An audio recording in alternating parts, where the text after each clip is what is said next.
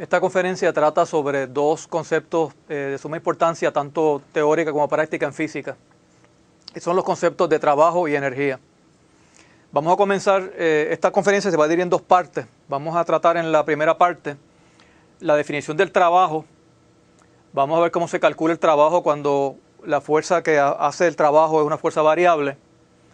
Vamos a ver la definición de energía y dos tipos de energía, lo que llamamos energía mecánica, que es la energía cinética y la energía potencial. En la próxima conferencia vamos a hablar entonces de un principio de suma importancia en la física, que es la ley de conservación de la energía. Y vamos a hablar entonces también sobre el concepto de potencia.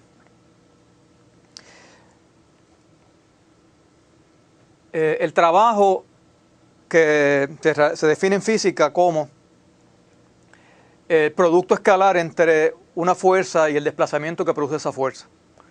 En otras palabras, decimos que una fuerza ejerce trabajo sobre un objeto cuando esa fuerza hace que el objeto se desplace. Noten que la definición formal de trabajo, este producto escalar entre la fuerza y el vector de desplazamiento, es un producto escalar. Recuerden que un producto escalar lo que significa es que el resultado es una cantidad que no es un vector, que es una cantidad numérica. Así que aun cuando tanto la fuerza como el desplazamiento son cantidades vectoriales, el trabajo va a ser una cantidad que no tiene dirección, solamente tiene magnitud. Vamos a considerar como ejemplo esta situación donde hay un niño que está jalando un carrito. Y vamos a calcular el trabajo que realiza ese niño en mover ese carrito, digamos, de esta posición, que sería la posición inicial, hasta llevarlo a esta posición de acá, que sería la final. En este caso, el vector de desplazamiento, pues es el vector que apunta desde la posición final, de la inicial a la final, a lo largo de la superficie en la que se mueve el carrito. Y el vector fuerza estaría representado en este diagrama por una flecha en la dirección de la cuerda con que el niño está alando al carrito. Si voy a calcular el trabajo en este caso, usando la definición, necesitamos el producto escalar entre la fuerza y el desplazamiento, en este caso el vector R. Para hacer este producto es importante establecer un sistema de coordenadas, así que vamos a suponer que yo escojo el siguiente sistema de coordenadas.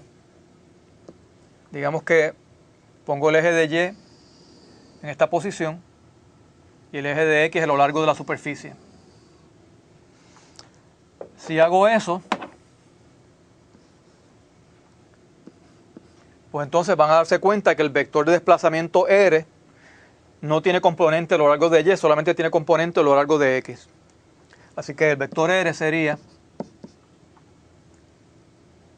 en forma general sería RXY más RYJ, pero ya vimos que RY es 0, así que nos quedamos solamente con RXY. Así que en otras palabras, la magnitud del vector R es igual a la magnitud del componente en X. En el caso de la fuerza, noten que la fuerza sí tiene dos componentes. La fuerza tendría un componente a lo largo del eje de X, más o menos por aquí, y también tendría un componente a lo largo del eje Y.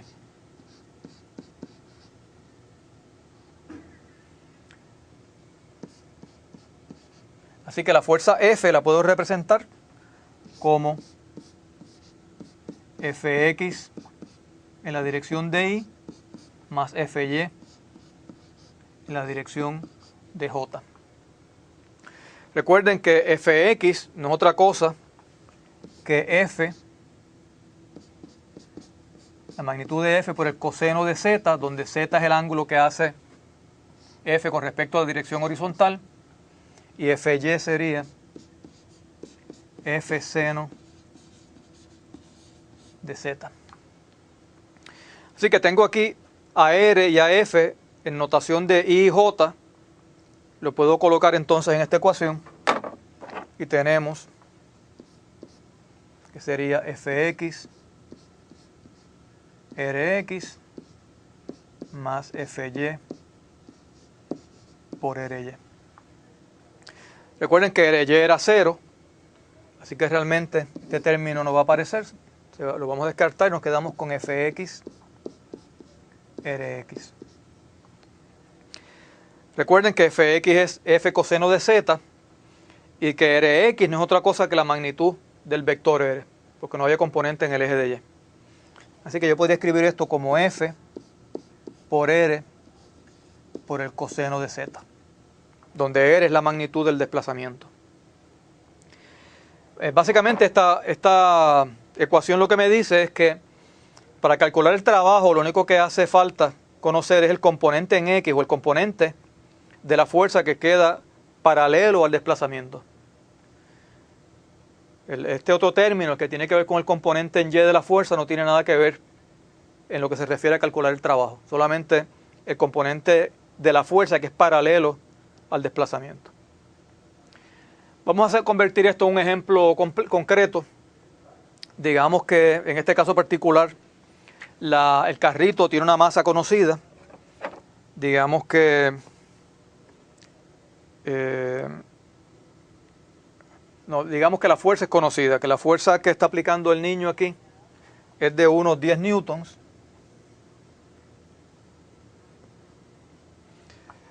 Que el desplazamiento que sufre el carrito es de unos 2 metros y que el ángulo entre la fuerza y el eje horizontal es de 30 grados. En ese caso, si fuera a calcular el trabajo, usando la fórmula que teníamos ahorita, tendríamos trabajo igual a F por R por coseno de Z. Sería los 10 newtons, que es la fuerza que ejerce el niño. Recuérdense que 10 newtons por el coseno de Z no es otra cosa que el componente a lo largo de la dirección horizontal que tiene esa fuerza. R es la magnitud del desplazamiento, que son 2 metros. Estamos asumiendo que el niño mueve el carrito por unos 2 metros. Y estaría multiplicado por el coseno de 30 grados. Coseno de 30 grados es 0.866. Así que esto es 10 newtons por 2 metros por 0.866. Y eso da algo así como 17.32 newtons por metro. Así que diríamos que el trabajo que realiza el niño en mover ese carrito en esta distancia de 2 metros es de 17.32 newton por metro.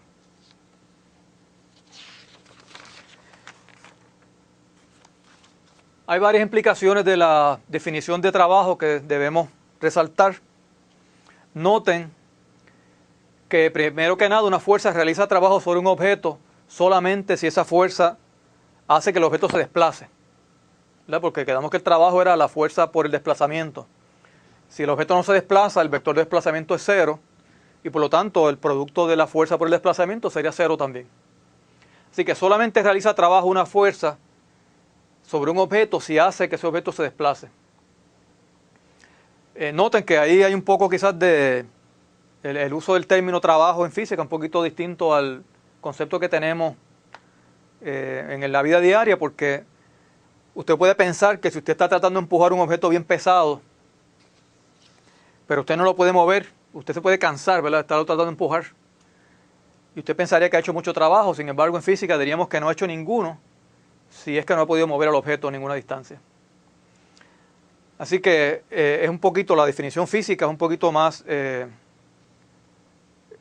precisa, ¿verdad? Y ese caso sería un caso donde diríamos que no hay trabajo. Otra implicación importante es que una fuerza que actúa perpendicular al desplazamiento de un objeto no puede producir trabajo. Noten eso, vamos a verlo aquí. Fíjense que si quedamos que una fuerza perpendicular al desplazamiento sería, por ejemplo, una fuerza aplicada en esta dirección y el objeto moviéndose en esta otra dirección. Noten que si el ángulo es 90 grados, pues entonces el trabajo, que era F por R por el coseno de Z sería F por R por el coseno de 90 grados. Y el coseno de 90 grados es 0.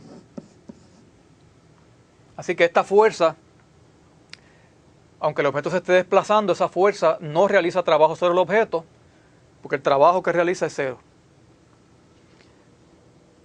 Un caso especial de esto, un caso bien particular, es por ejemplo el caso de la fuerza gravitacional sobre la Luna. Supongan que tenemos la Tierra aquí, y aquí tengo la órbita de la Luna. La fuerza que ejerce la Tierra sobre la Luna siempre es en la dirección del centro de la Tierra, es una fuerza centrípeta. Así que la fuerza de la... Si la voy a representar aquí, la fuerza de gravitación sería, digamos, en esta dirección. Pero esa dirección es perpendicular al vector desplazamiento. El vector desplazamiento para la Luna en ese punto es tangencial al círculo. Así que este ángulo va a ser siempre de 90 grados.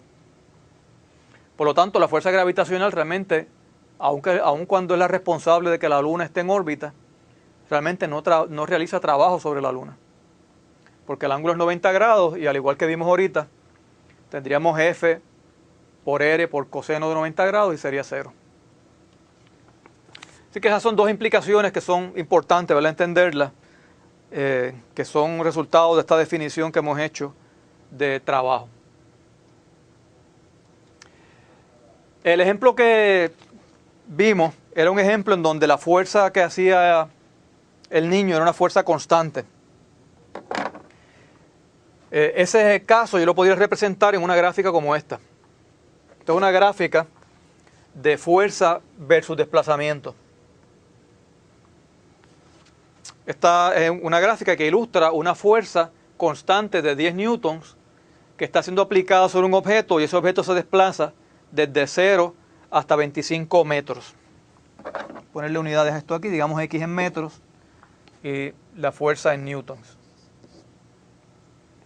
Si yo fuera a calcular el trabajo en este caso, sabemos lo que hay que hacer, es cuestión de, como este es el componente en X de la fuerza, lo que tengo graficado aquí, ¿verdad? Es el componente que hace trabajo realmente.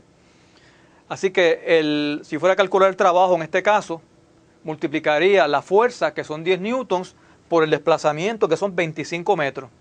Y me daría 250 newtons por metro.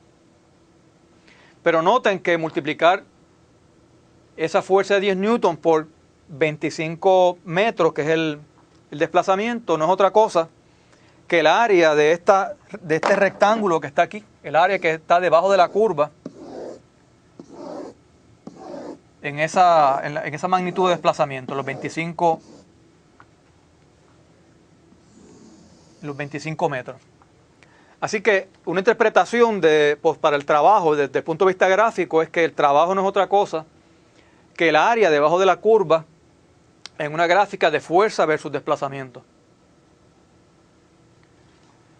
Vamos a considerar otro ejemplo. Imagínense que tuviera la siguiente situación, esta que aparece aquí a la izquierda. En este caso, el objeto sufre también un desplazamiento de 0 a 25 metros.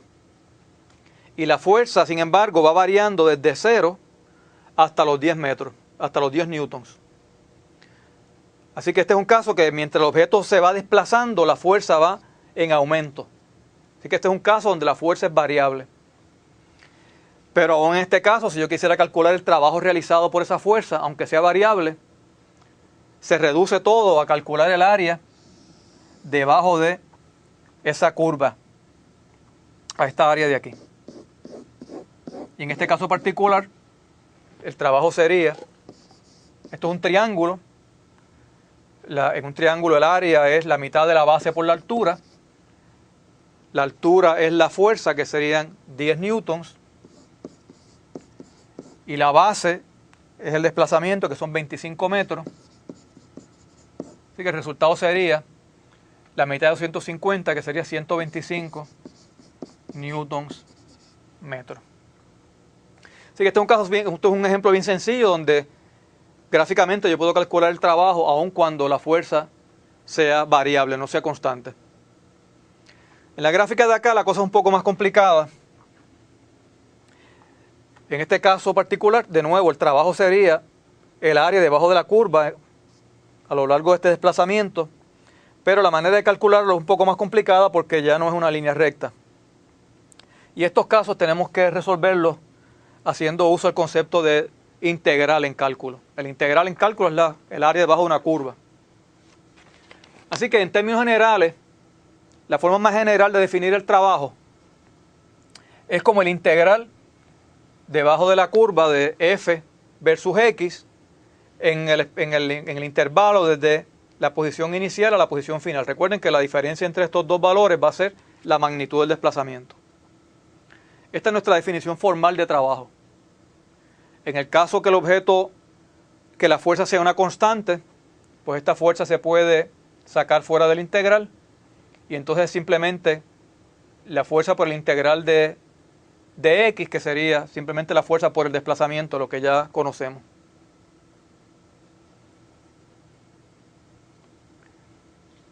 Como un ejemplo de una fuerza que no es constante, vamos a considerar la fuerza que ejerce un resorte cuando uno trata de comprimirlo. Cuando uno comprime un resorte, uno siente una fuerza que el resorte ejerce en la dirección contraria. Y esa fuerza está dada por esta ecuación, que es la que se conoce como la ley de Hooke, en honor a su descubridor. Y lo que dice la ley de Hooke es que para un resorte, la fuerza que usted requiere para desplazarlo en una cantidad es proporcional a la cantidad que usted quiere desplazarlo. Como un ejemplo del cálculo del trabajo, en el caso de una fuerza que es variable, vamos a considerar el caso de la fuerza que ejerce un resorte. Un resorte, un muelle o un spring, básicamente cuando usted lo comprime, va a sentir que ese resorte le ejerce una fuerza opuesta a la que usted está ejerciendo. Y la magnitud de esa fuerza es proporcional al desplazamiento que usted, o la compresión que usted hace del resorte. Y eso es lo que se resume en esta ecuación, que es la que se llama la ley de Hooke. Así que un resorte, si usted necesita aplicarle una fuerza, digamos, de 2 newtons para comprimirlo, digamos, 10 centímetros, pues si usted lo quiere comprimir en vez de 10, lo quiere comprimir 20 centímetros, necesitaría el doble de la cantidad de newtons. Eso es lo que dice esto. Y el signo negativo aquí lo que significa es que la fuerza es en la dirección opuesta al desplazamiento. La fuerza que ejerce el resorte siempre es contraria a la dirección en que uno trata de comprimirlo. Si fuéramos a calcular supongan que tenemos un resorte y que lo quiero comprimir en una cantidad. Así que imagínense que tengo mi resorte, digamos así,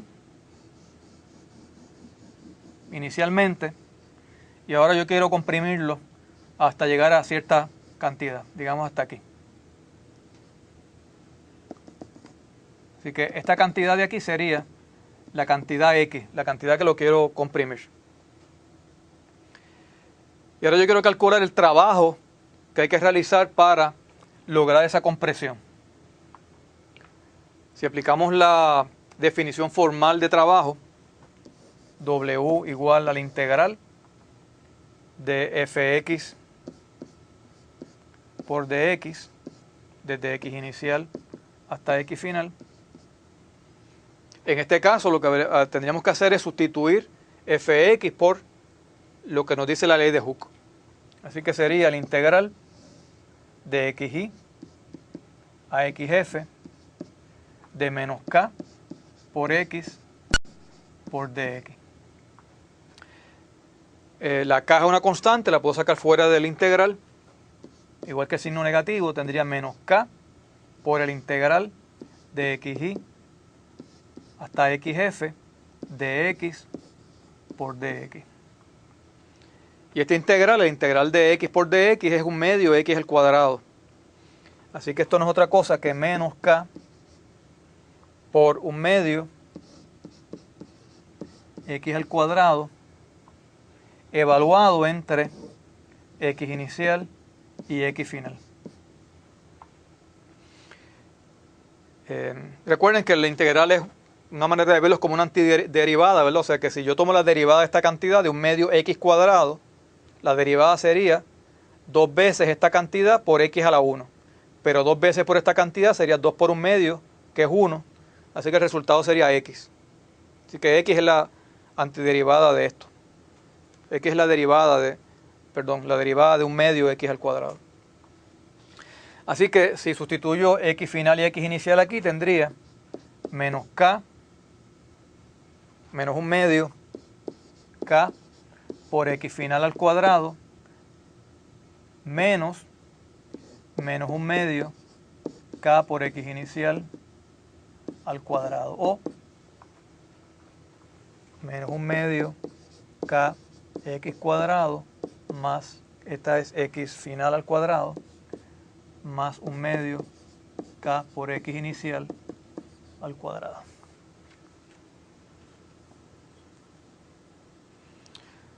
Así que, por ejemplo, si digamos que esta x son unos 2 centímetros, supongan que x, la compresión fuera de 2 centímetros, y digamos que el valor de la constante de Hooke está acá de aquí, fuera de unos 10 newtons por metro, de 10 newtons por centímetro.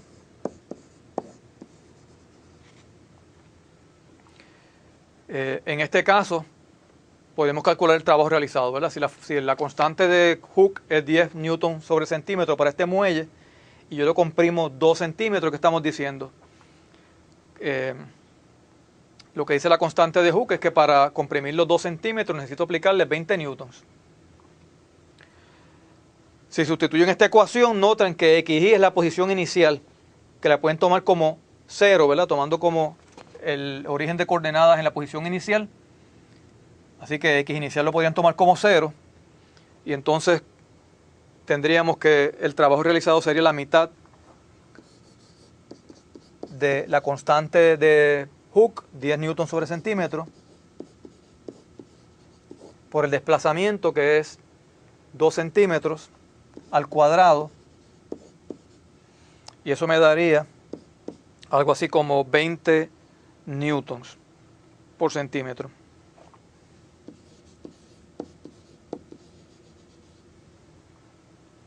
Así que este sería un ejemplo, ¿verdad?, donde conozco la constante de Hooke y conozco la magnitud del desplazamiento. Muy bien, así que en los casos donde la fuerza es variable, lo que uno tiene que hacer es calcular el trabajo usando esta ecuación, y esto requiere integración. Hay que hacer la integral.